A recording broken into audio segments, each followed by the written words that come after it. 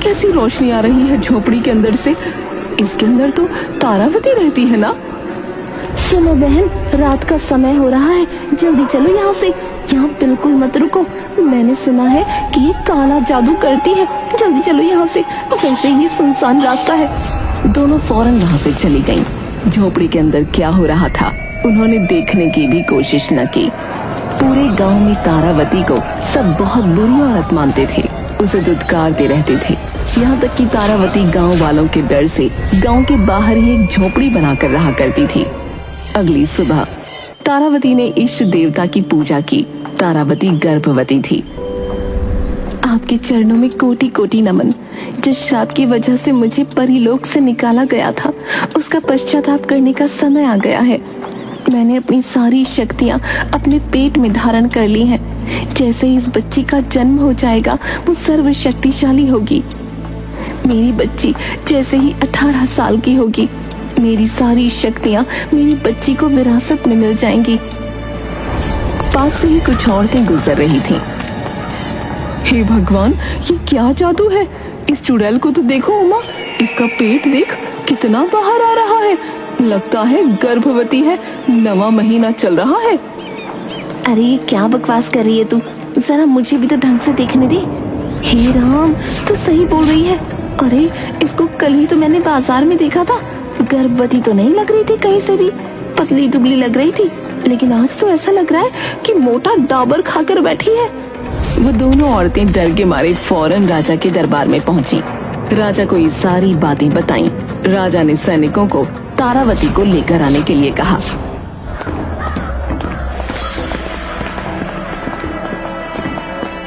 राजा साहब, आखिर मैंने क्या किया है जो आपने मुझे यहाँ बुलवाया? गांव वालों का आरोप है कि तुम काला जादू करती हो। उनके हिसाब से कल तक तुम गर्भवती नहीं थी, लेकिन रातों रात तुम गर्भवती हो गई और तुम्हारे साथ कोई पुरुष भी नहीं है। बताओ तारावती, क्या माजरा है? अकेली स्त्री होकर तुम अपना गुजारा कैसे चलाती हो, और ये बच्चा वो भी रातों रात? जैसा आप समझ रहे हैं वैसा कुछ भी नहीं है। मैं कोई काला जादू नहीं करती, लेकिन मैं अगर आपको सच बताऊंगी तो आप मेरी बात का यकीन नहीं करेंगे। इतने में ही जोरदार आंधी आने लगी।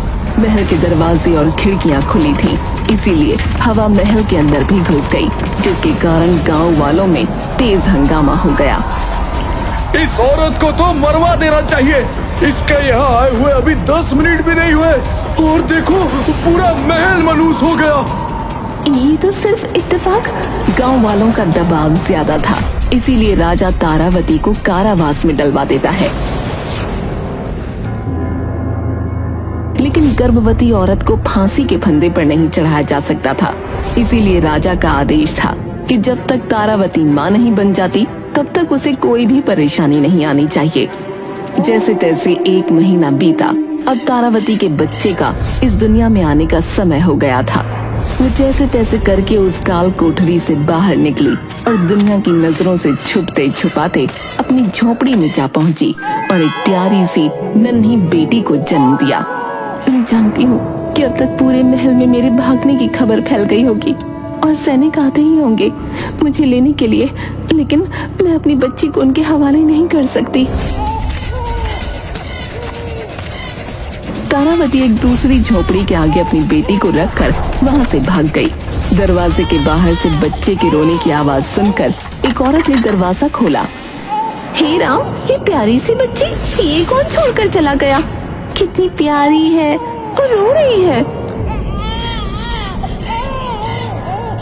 औरत फौरन उस बच्ची को अपनी गोद में उठाकर घर के अंदर ले गई।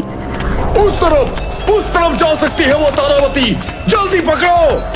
तारावती सैनिकों के हाथ लगने से पहले ही गांव वालों के हाथ लग गई। ये तो भाग निकली, जल्दी पकड़ो इस औरत को, जल्दी से इसे पेड़ से बांधो। गांव वालों ने तारावती को पेड़ से बांधकर उसे जला दिया। तारावती ने तड़प तड़प कर अपना दम तोड़ दिया। अगली सुबह जब लीलावती पेड़ से कंकाल को बंधा हुआ देखती है तब वो गांव वालों से पूछने लगी,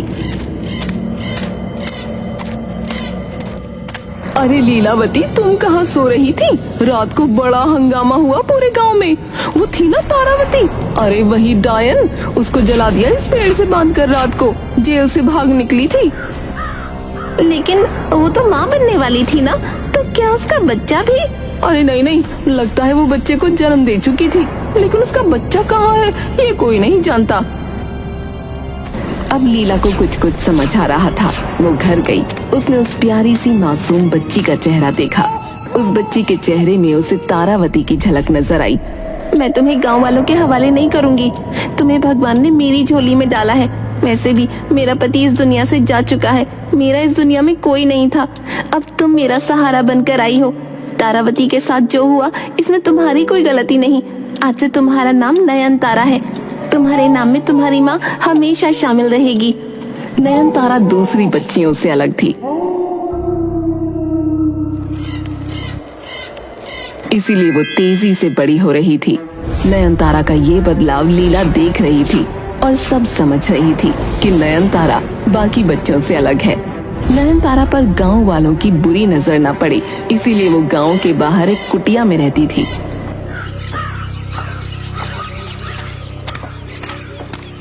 माँ ये देखो, मैं मीठे मीठे बेर लेकर आई हूँ। अच्छा, तुझे कैसे पता ये मीठे हैं? कुछ खट्टे भी तो हो सकते हैं। सब पता है माँ, कोई सा भी चख लो, सब मीठे हैं। नयन तारा कोई साधारण लड़की नहीं थी, बल्कि वो एक जादुई लड़की थी। लीला को भी काम में कोई भी मुसीबत आती तो नयन तारा अपने जादू से चुटकियों में वो काम पूरा कर दिया करती थी। अरे बारिश की वजह से लकड़ियाँ गीली हो गई हैं। मुझे भी याद नहीं रहा कि रात को बारिश हो सकती है। मैंने लकड़ियों को अंदर रखा ही नहीं। अब खाना कैसे बनेगा? तभी नयन तारा उन्हीं गीली लकड़ियों में आग लगा देती है। इसमें इतनी हैरानी की क्या बात है माँ? लकड़ियाँ ही तो है, वो तो जलेंगी। उनका काम है जलना। ये जल गई, अब बना लो खाना। नयन तारा को लगता था कि ये सब सिर्फ इत्तेफाक है, लेकिन दरअसल ये तो उसके जादू की वजह से होता था। अब जैसे तैसे नयन तारा बड़ी हो रही थी, वैसे वैसे लीला भी बुजुर्ग होती जा रही थी।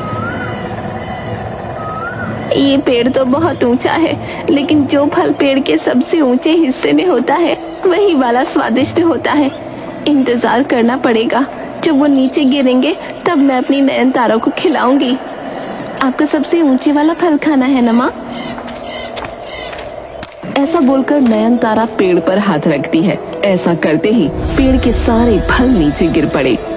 मैं आपको उठाकर देती हूँ सबसे मीठे वाला फल। ये लो, ये वाला फल सबसे स्वादिष्ट है। ये सिर्फ आपके लिए है। लेकिन मेरी बच्ची, ये तूने क्या किया? पेड़ के सारे फल नीचे गिरा दिए। इतने में ही फलों का मालिक वहाँ पहुँचा। मेरा इतना नुकसान कर दिया, मेरे पेड़ के सारे फल तोड़ दिए, मैं तुम्हें छोड़ूंगा नहीं। मुझे माफ कर दीजिए, मेरी बच्ची को भी माफ कर दीजिए। इसकी भी कोई गलती नहीं है, नादान है बेचारी। माफी से क्या होगा? तुम्हें ये सारे गिरे हुए फल को खरीदना होगा। मेरा तो भारी नुकसान हो गया। मेरे पास तो इतने पैसे नहीं हैं। तू बुढ़िया, पैसे भी नहीं और मेरा नुकसान भी कर दिया। तभी वो आदमी देखता है कि नयन तारा ने 3 ताली बजाकर उन सभी फलों को वापस पेड़ों की टहनियों पर टांग दिया। ये देखते ही वो बौखला गया। हवा में उड़ते हुए सारे फल टहनियों की तरफ वापस जाने लगे। अरे ये तो जादू करती है। ये बोलकर वो आदमी भाग गया। तूने दूसरों के सामने अपना जादू क्यों दिखाया? मेरी बच्ची, वो पूरे गांव में ढिंढोरा पीटेगा। चल जल्दी चल यहाँ से। लीला नयन तारा को लेकर वहाँ से भागने लगी और फौरन दूसरे गांव जा पहुँची। दूसरे गांव में वो नदी किनारे कि कोई उसे वहाँ ढूंढ न ले। कल तेरा जन्मदिन है, तू 18 साल की हो जाएगी। तुझ में अकल कब आएगी? तू इतनी बड़ी हो गई है, हमें वो गांव छोड़ना पड़ा। मुझे माफ कर दो माँ, वो सब अनजाने में हो गया। लेकिन अब हम कहाँ रहेंगे? मुझे तो कुछ समझ नहीं आ रहा।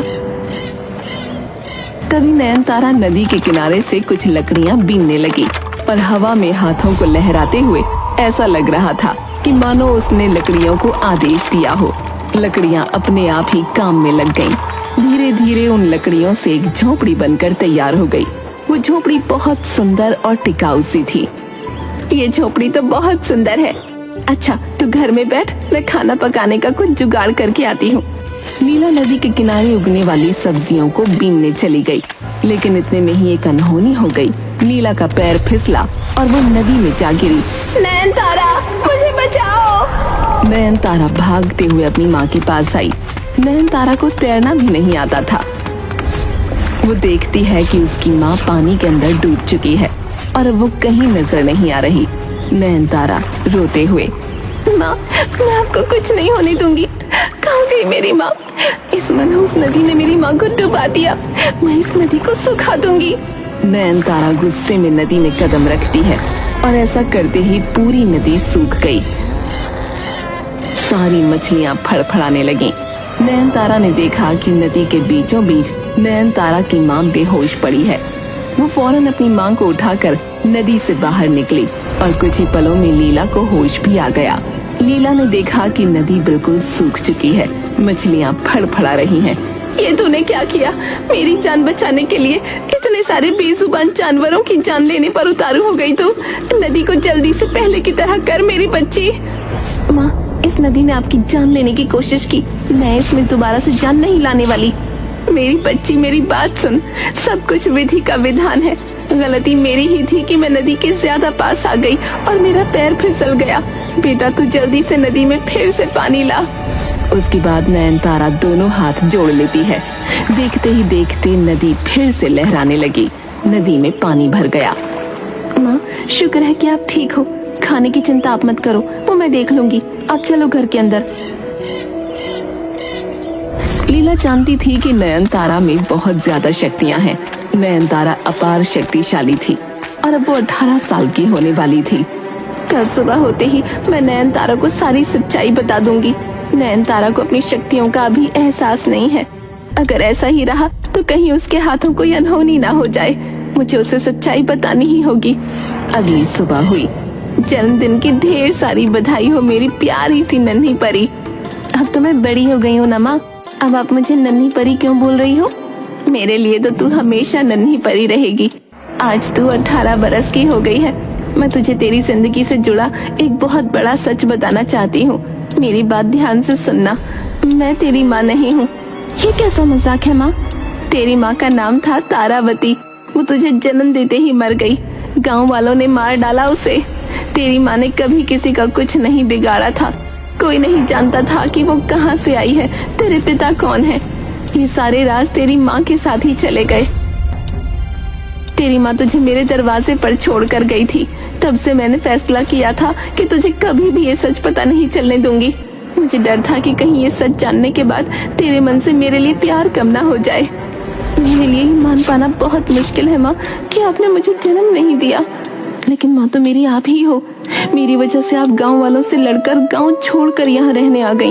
मुझे अकेले पाल पोस कर बड़ा किया। नयनतारा अपनी माँ के गले लग गई और खूब रोने लगी। अब मेरी बात ध्यान से सुन। तेरी माँ कोई आम इंसान नहीं थी। जैसा कि मैंने कहा कि कोई नहीं जानता वो कौन थी, और अपनी माँ की तरह ठीक तू भी कोई आम लड़की नहीं है। तू एक जादुई लड़की है। तेरी शक्ति दिन ब दिन बढ़ती जा रही है। ये जरूरी है कि तुझे तेरी शक्तियों के बारे में पता हो, तुझे तेरी ताकत का अंदाजा हो। कल जब तूने नदी को सुखा दिया तो मुझे पता चला कि तेरे अंदर की जादुई शक्तियाँ मेरी सोच से कहीं गुना ज्यादा हैं।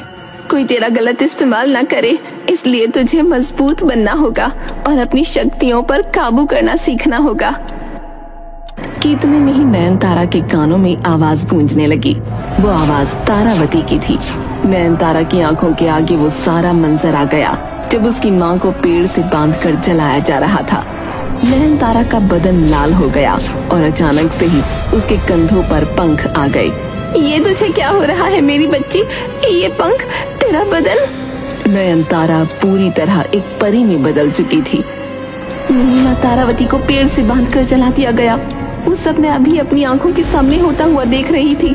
मैं किसी को नहीं छोड़ूंगी। मैं उस गांव में तबाही ला दूंगी, सब कुछ जलाकर राख कर दूंगी। ऐसा कहकर नयनतारा अपने पंखों का इस्तेमाल करके उड़ चली।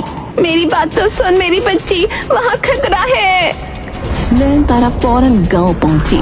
लीला भी नयनतारा के पीछे पीछे भाग रही थी। लीला बहुत बुजुर्ग हो चुकी थी, इसीलिए वो पीछे रह गई। जब तक लीला गांव पहुंची, उसने देखा कि चारों तरफ तबाही मची हुई है। लोग इधर से उधर भाग रहे थे।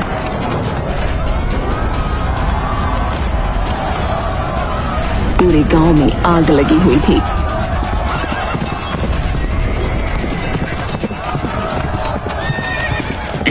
ये कैसी राक्षसी है हमारे गांव में? सैनिकों, जल्दी हमला करो। लेकिन नयनतारा कहाँ किसी के हाथ आने वाली थी। नयनतारा आग की बरसात करने लगी, कभी पत्थर तो कभी तीर। नयनतारा के मन में बदले की भावना का कोई अंत नहीं था। मेरी बच्ची, मेरी बात सुन। इन गांव वालों और तुझ में क्या फर्क रह जाएगा? जो इन्होंने तेरी माँ के साथ किया, उसका बदला तू इस तरह से ले रही है। ये सब देखकर तेरी माँ को बहुत बुरा लगेगा। तेरी माँ को इन्होंने इस गलतफहमी में मारा कि वो एक बुरी औरत थी, वो उनके लिए खतरा बन सकती थी। लेकिन वो असली खतरा तू क्यों बन रही है मेरी बच्ची? तू ऐसी नयनतारा नहीं है। लीला की बातें सुनकर नयनतारा अब होश में आ रही थी। उसने चारों तरफ की आग को बुझा दिया, सभी लोगों के घरों को पहले की तरह ठीक कर दिया।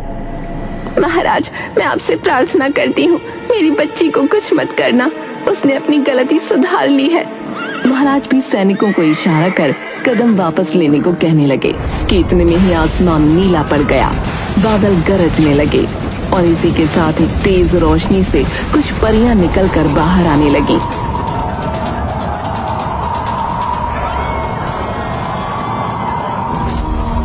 सारा गांव ये नजारा देखकर हैरान था।